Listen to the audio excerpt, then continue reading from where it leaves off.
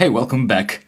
In this video we're going to add a description, an image and a link to each of these apps. Currently we only have the titles, so let's go back to our code and let's keep on adding lines inside our for loop. So we extracted the title, now let's add the description. The description is in the description column.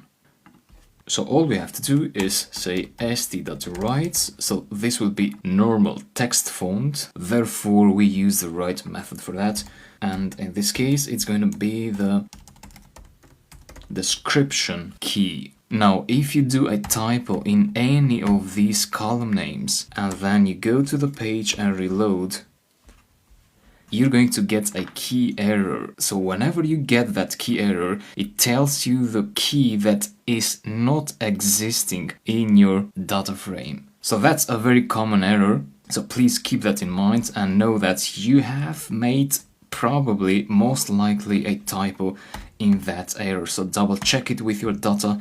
Is it description here? Description there? Yes, now it should be fine. Yeah, so there we have the descriptions for the first column, and we do the same. I'm just going to copy that, paste it here, reload. We have the description for the second column. Let's add the images.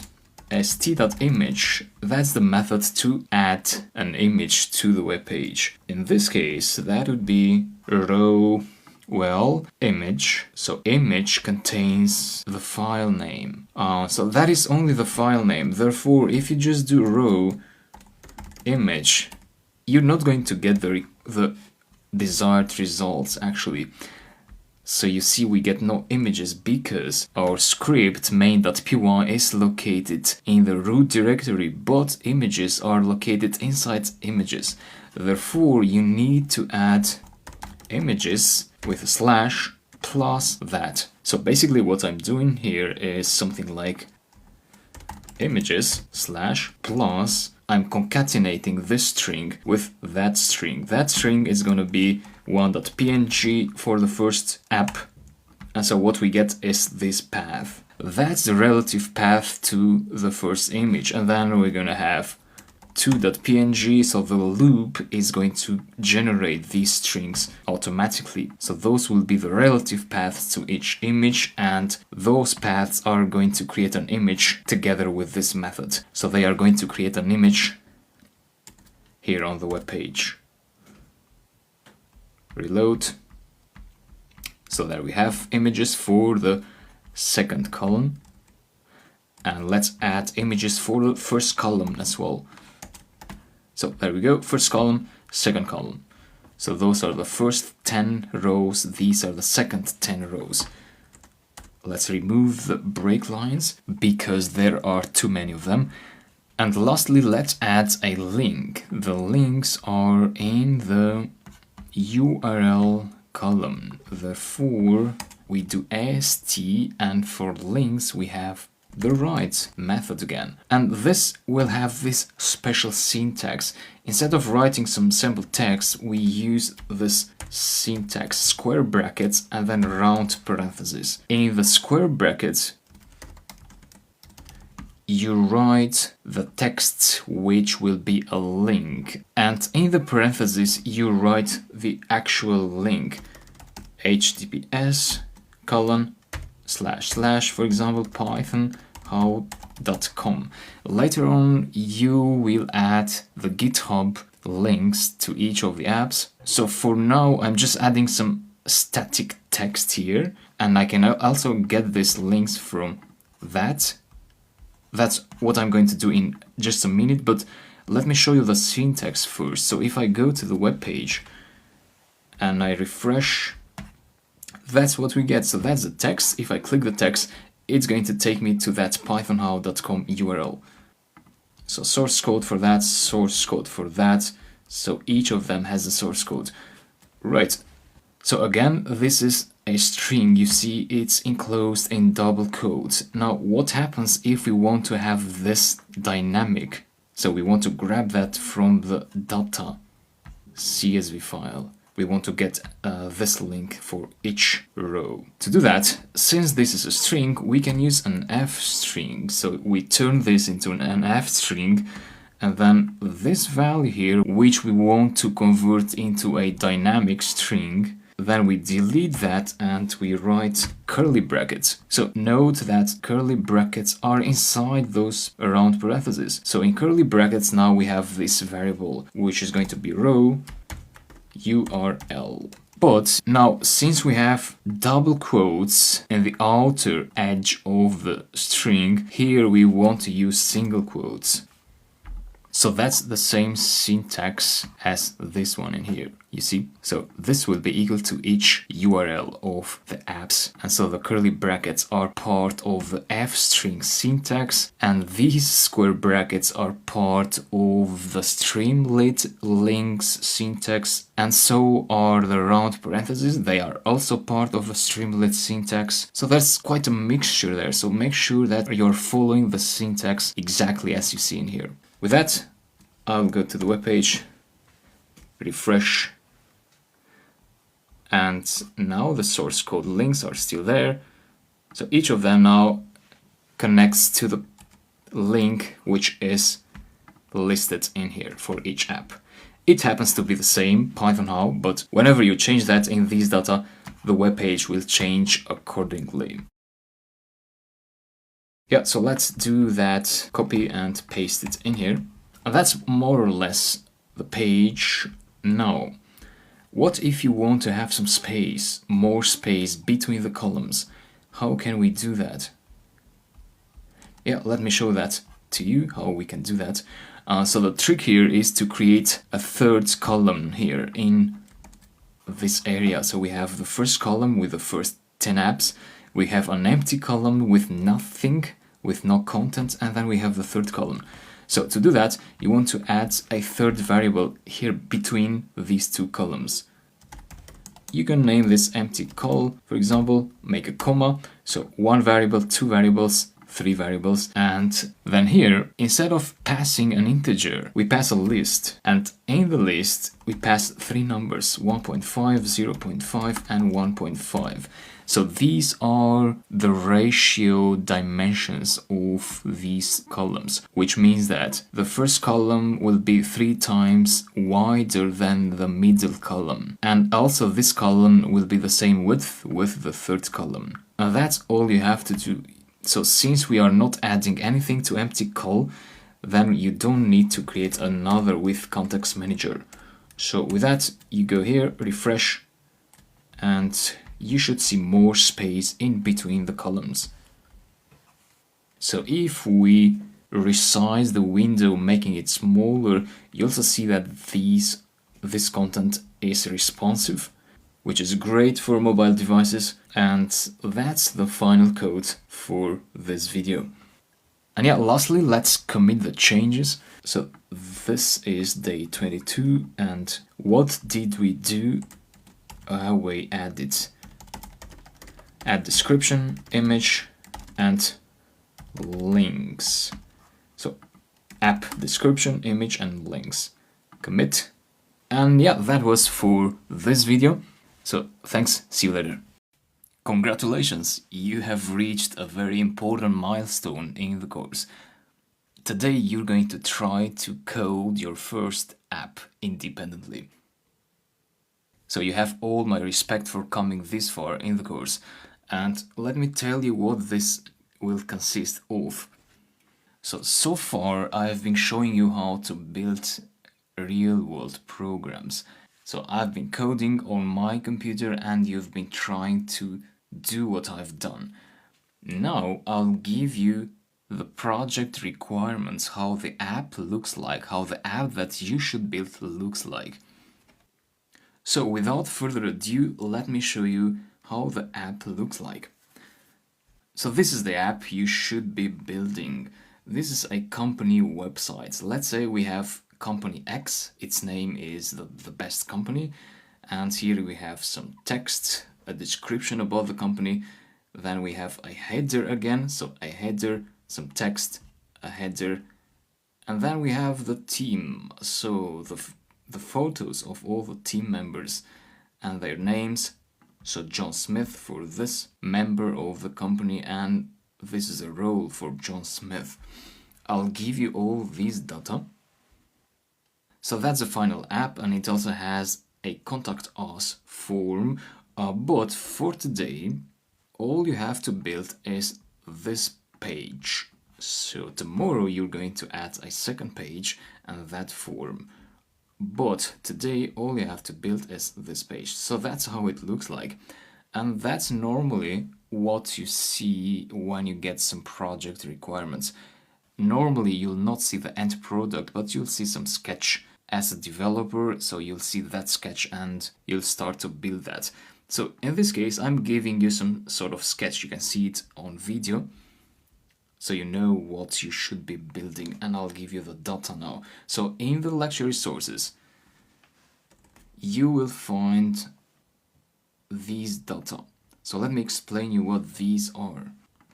Data.csv is a CSV file. If you open it in PyCharm, you should see something like this.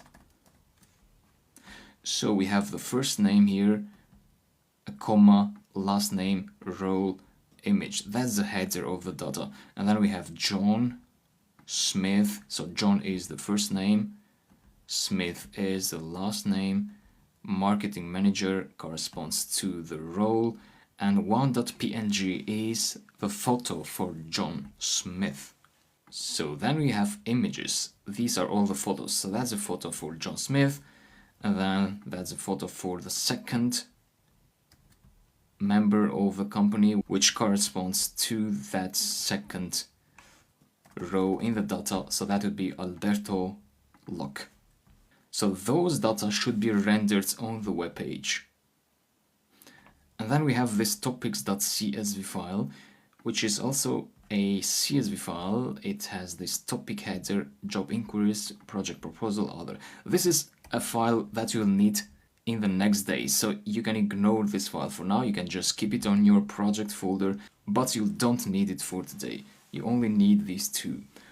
So what you should do now is you should be creating a PyCharm project, a new project, put those files in that project and create a .py file and start coding this web page. This is just some fake text, so just write something or find something from Google. And in the next video you will see my solution to this first exercise, so how I built this page. But there's only one advice I want to give you in relation to how to create these apps, and that is start from scratch. So I know that my apps are similar to what you built. I know that the portfolio website is very similar to this, but don't copy my code. So don't copy the code from the previous projects and paste it on your PyCharm project. Simply start from scratch. So type in the import statements first, go to the next line, write whatever you need to write, and if you get stuck, of course you can see my previous projects. You can look at the portfolio website code for reference, but you should always be typing in code because you are learning, so you should be used to the syntax. That's how you learn the language. With that, I thank you, and I'll see you in the next video where I'll give you my solution to this feature, to the web page of this app for today. See you there. Hi, in this video I'll show you my solution to the exercise which I handed you in the previous video. So the exercise was to build this web page. And so let me show you now my project in PyCharm. This is what I have here. I have this directory with images, so that's each image of these members of the company, and you got these files in the previous video. And then I have the data.csv file. That's also a file you got in the lecture resources in the previous video. And then I have this topics.csv. We don't need this right now, we'll need it tomorrow, so we can close that. And that's my main.py file where I wrote the code. So this is what I'll explain you now, what I did. So I imported Streamlit and pandas. I set the page configuration, so I set the layout to white so that we can have the content expand wider than normal. Otherwise, the content would be more narrow. And then I added a header, which corresponds to that. I added this text using a write method. So this is a multi-line string, and it's fine if you just use your enter key to split the line so that they don't get too long on the editor here on PyCharm. So that's the text which corresponds to that text. And finally, that's a subheader, our theme, which corresponds to that. So let me place this in here and that page in there, so it's easier for you and me.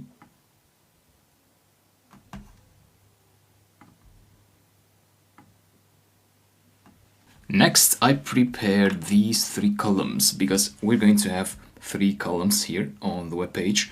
And then I read the data.csv file. Now here I want to stop and explain this. So I didn't use a sep argument because the sep argument is by default set to a comma. Therefore, I didn't use that because the data are divided by commas. You see?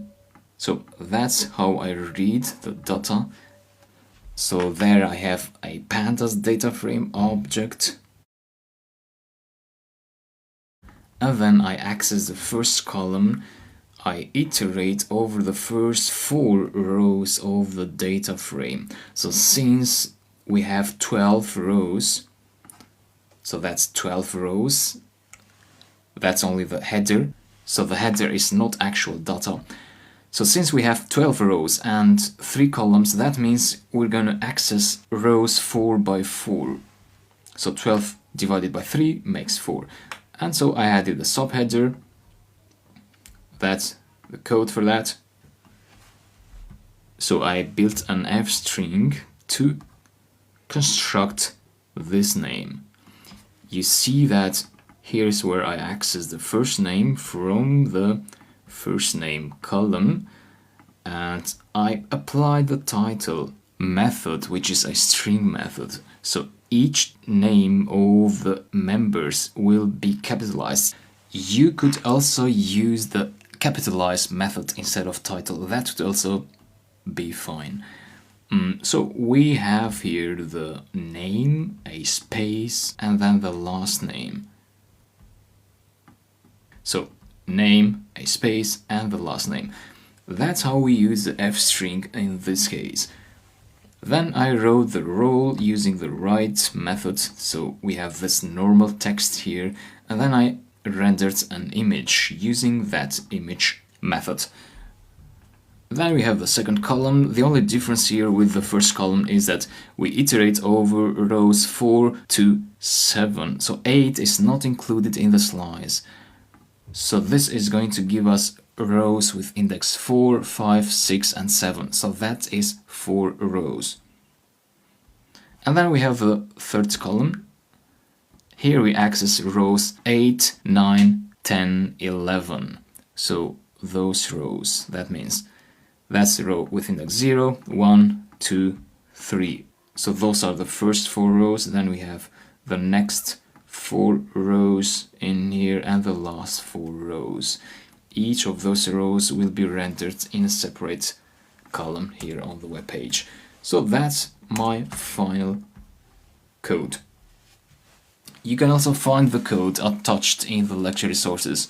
So if you have a problem with your code, you can just copy paste my code on your computer and try to compare the 2 files. So in PyCharm, you can compare 2 files. For example, if I have another main2.py file in here, and let's paste some content in main.py, and if I change this 8 to 9, I can select these 2 files, right click and go here to compare files, or Control D, and this will show you the 2 files side by side, and you'll see this paths, it's pointing you where you have differences, and it highlights that difference, so you know that 8 and 9 are different. I hope that is helpful, and let me delete main.py. And yeah, that's the code. I know for sure that the code was different from yours, but that's nothing to worry about. Between two programmers, never is the code the same for building the same thing. So I hope that building something from scratch on your own has helped you learn the concepts better. I'm sure it does. And I'll see you in the next videos. Thanks a lot. As you already know, whenever you want to code a new Python app, what you do is you start PyCharm and then you go to File, New Project, pick a folder. For example, I've prepared this with PyCharm empty folder. I'll just pick that. Sometimes you may write that folder here and PyCharm will create an empty folder for you. Either way is fine. And then when you press on create, what happens is that PyCharm will produce a virtual environment for us automatically. Then we can create Python files from here, and then we can run those Python files using PyCharm. So everything happens like magic, which is fine. The problem with that is that it's a bit of a black box for beginners. So in this video, what I want to show you is how to create Python apps without using an IDE. So that will help you understand how things works behind the scenes, and that will make you a better programmer. So let's start. This is with PyCharm, this folder that's just got populated with these two folders. The Ven folder, which contains the virtual environment. I've already explained what virtual environments are, but I'll talk about that again in this video. And then in this folder, we also have this .idea folder, which contains configuration files about this PyCharm project. So these are related to the actual PyCharm IDE. Now, I also have this without PyCharm folder in here, which is empty. Now I want to start a new app in this folder. So how do you do that? Well, starting a new app implies that you need three things. So you need to create .py files, you need a text editor to edit those .py files, and third, you need a Python interpreter to run those .py files. When we use an IDE, all that is taken care by the IDE. But now let's see how we can get everything together to be able to code a program. So the first thing you do out of these three is you take care of the Python interpreter. So it's a good idea to create a virtual environment and use the interpreter of that virtual environment instead of using the interpreter you have installed globally in all your operating system. So let's create a virtual environment first. For that, you need to right click over that folder and go to Open in Terminal. On Mac, that could be hidden somewhere under more services, and then there you'll see Open New Terminal or something like that. So if you do that,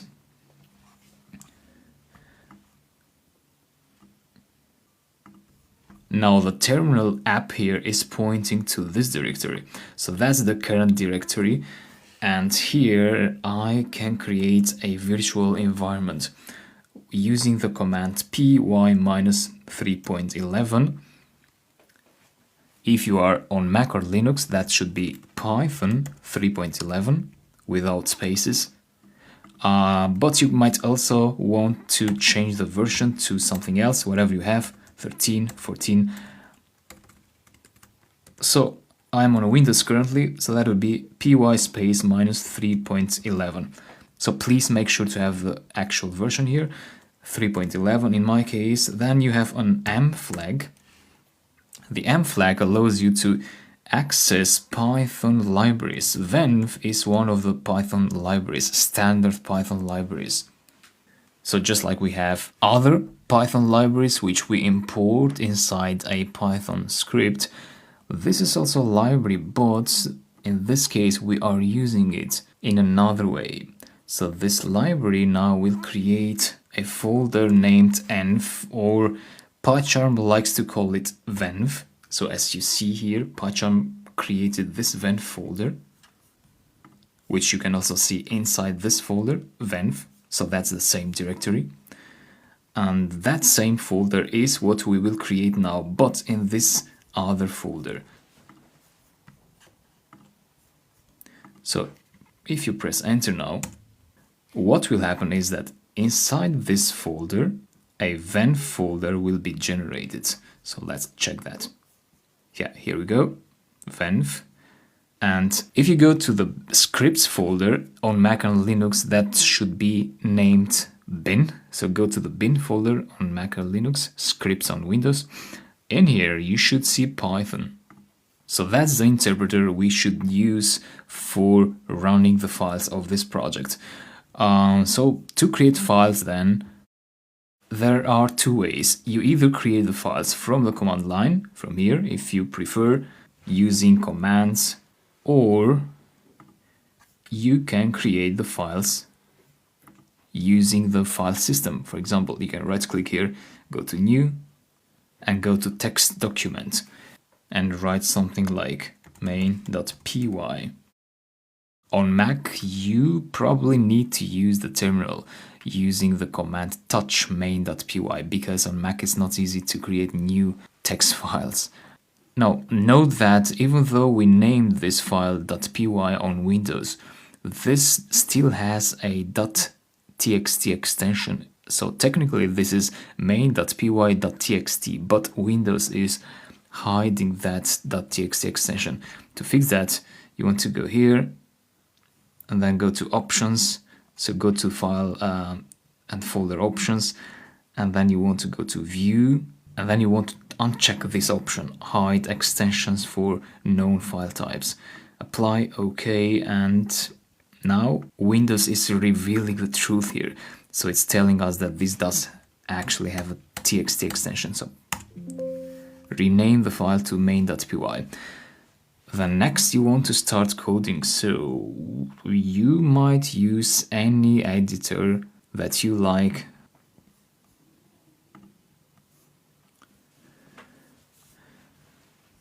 So you could use Notepad on Windows, TextEdit on Mac. I'm just speaking in a simple editor here.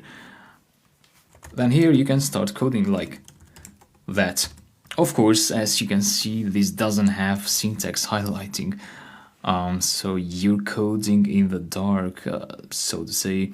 And this is how things were in the past when modern IDEs didn't exist. So I can save this file, and then to run it, go to the terminal again. If you close it, you should go back in here and open it again.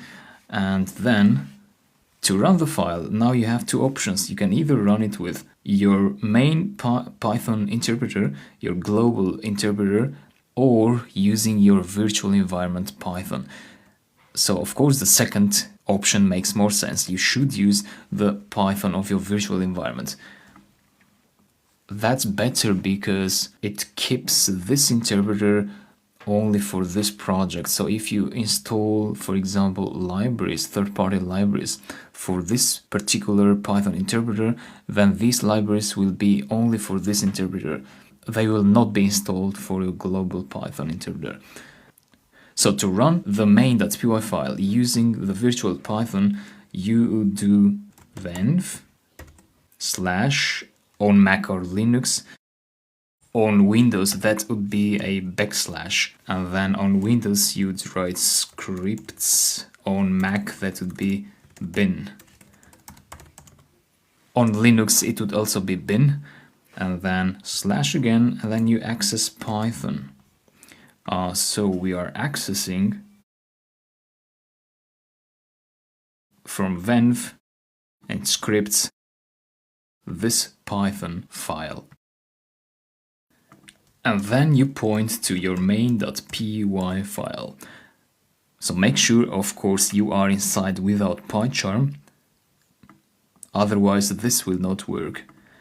So we are running that file using that Python interpreter.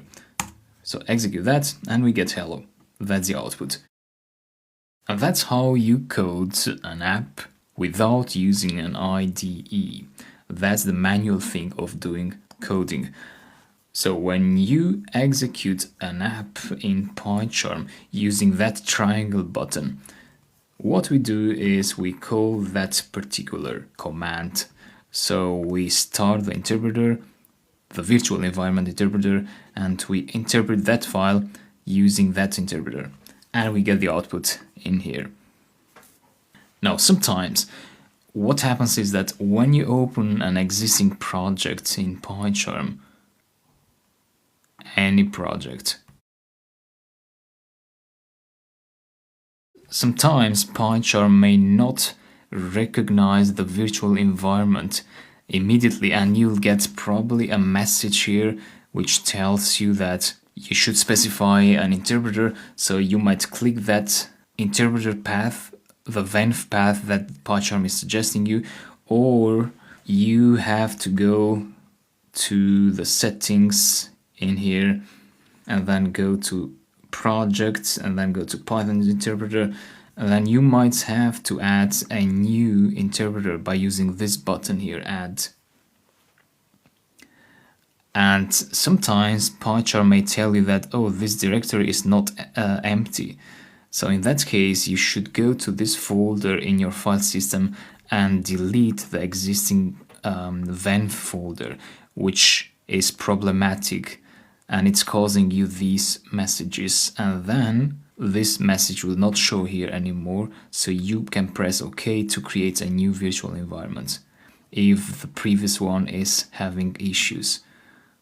So that was just a tip about PyCharm, and thanks for following this. I'll see you later.